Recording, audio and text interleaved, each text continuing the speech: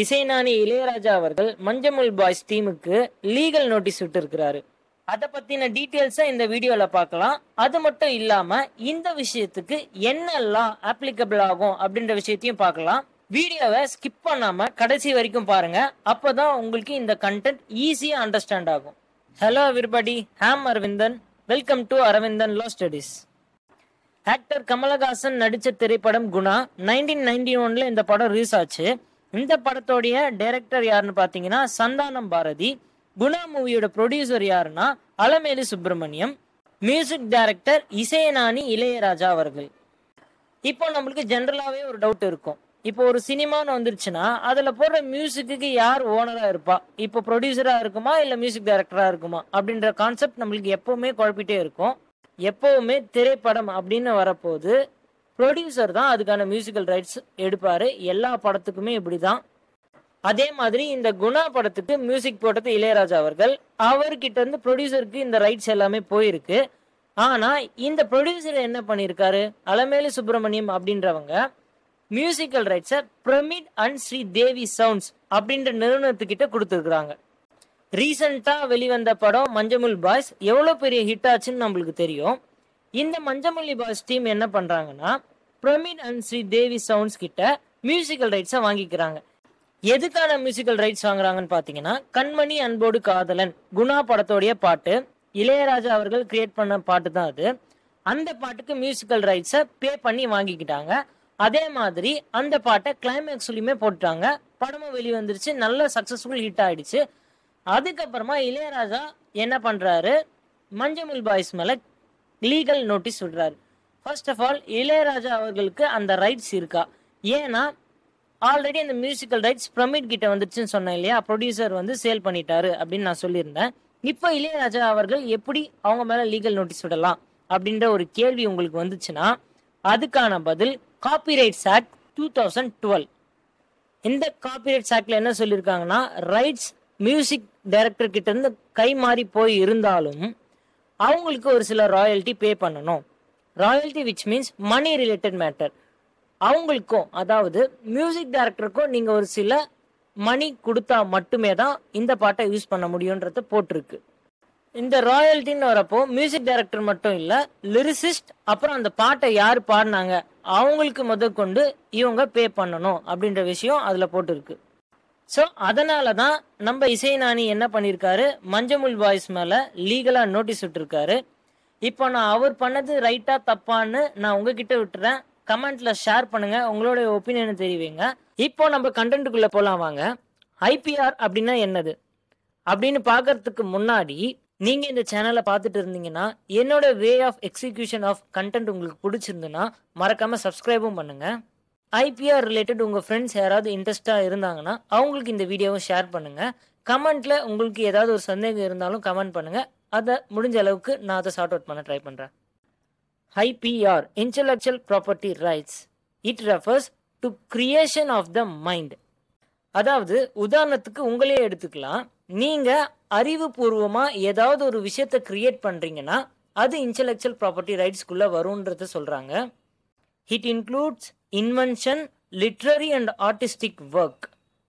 Invention எடுத்துட்டீங்கன்னா நிறைய மிஷன்ஸ்லாம் கண்டுபிடிப்பாங்க இல்லையா, சயின்டிஸ்டா இருக்கட்டும், சம்திங் ஏதாச்சும் மிஷன் ஓரியன்டா கண்டுபிடிக்கிறாங்கன்னா அதுக்கு ஒரு சில பேட்டன்ட்கள்லாம் இருக்கும். அந்த பேட்டன்ட்க்கு நம்ம ரைட்ஸ் வாங்கி வச்சுக்கலாம். அதை தான் இங்கே இன்வென்ஷன்ட்டு மென்ஷன் பண்றாங்க. Literary work which means written or printed works வரும். ஆர்டிஸ்டிக் ஒர்க் எதெல்லாம் பார்த்தீங்கன்னா painting, sculpture, photography, movie, songs, இது எல்லாமே ஆர்டிஸ்டிக் ஒர்க் உள்ள வரும். Legal right given to the creator to protect his creation for a certain period of time. அதாவது நான் முன்ன சொல்லியிருந்தேன் இல்லையா, நீங்க இப்போ ஒரு அறிவுபூர்வமா ஒரு விஷயத்தை கிரியேட் பண்றீங்கன்னா அதுக்கு ஓனர் நீங்க தான். அதுக்கு ஒரு ப்ரொடெக்ஷன் வேணும் இல்ல, மற்றவங்க வேற யாரும் அதை யூஸ் பண்ணாம இருக்கிறதுக்கு ப்ரொடெக்ட் பண்றது தான் ஐபிஆர்னு சொல்றாங்க. அது மட்டும் இல்லாம சர்டைன் டைம் ஆஃப் பீரியடும் நீங்க வாங்கி வச்சுக்கலாம். இந்த குறிப்பிட்ட டைம் வரைக்கும் இது இந்த ரைட்ஸ் என்கிட்ட தான் இருக்க போகுது, வேற யாரும் யூஸ் பண்ணக்கூடாது அப்படின்றதுக்கான டைம் பீரியடும் நீங்க வாங்கி வச்சுக்கலாம். IPR rights associated with intangible property. இப்போ நம்மளுக்கு ப்ராப்பர்ட்டினா என்னன்னு தெரியும். அதுல வந்து மூவபிள் ப்ராப்பர்ட்டி இருக்கு, இம்மூவபிள் ப்ராப்பர்ட்டி இருக்குன்ட்டு நம்ம சேனல்லயே நிறைய வீடியோஸ்ல பார்த்துருக்கோம்.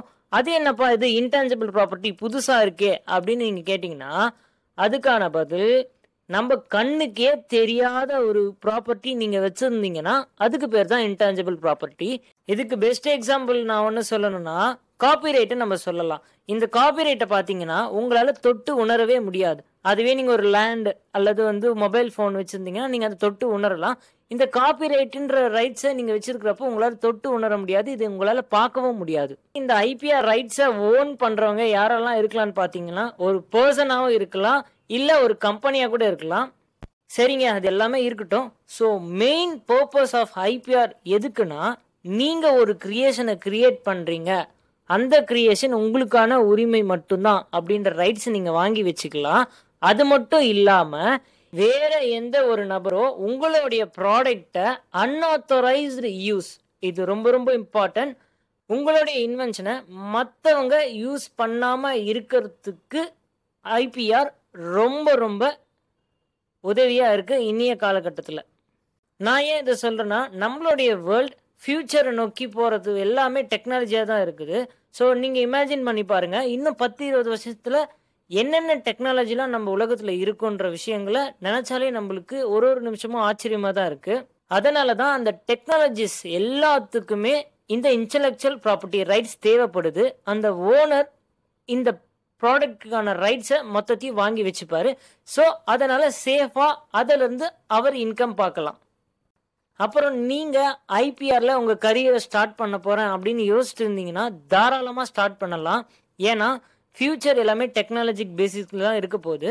ஸோ உங்களுக்கு இந்த ஐபிஆர் கரியரை நீங்க சூஸ் பண்ணீங்கன்னா ரொம்ப ரொம்ப யூஸ்ஃபுல்லா இருக்குன்றதை நான் இங்க சொல்லிக்கிறேன். ஆஸ் ஏ அட்வொகேட்டா உங்களுக்கு இந்த ஐபிஆர் ஃபீல்டில் நிறைய ஸ்கோப் இருக்கு. அதனால தான் நான் இதை சொல்லிட்டு இருக்கேன். சரிப்பா, ஐபிஆர்னா என்னன்னு பார்த்தாச்சு. இதில் என்னென்ன டைப்ஸ்லாம் இருக்கும் அப்படின்னு கேட்டிங்கன்னா, trademark, patent, copyrights, geographical indication, industrial design, plant variety rights.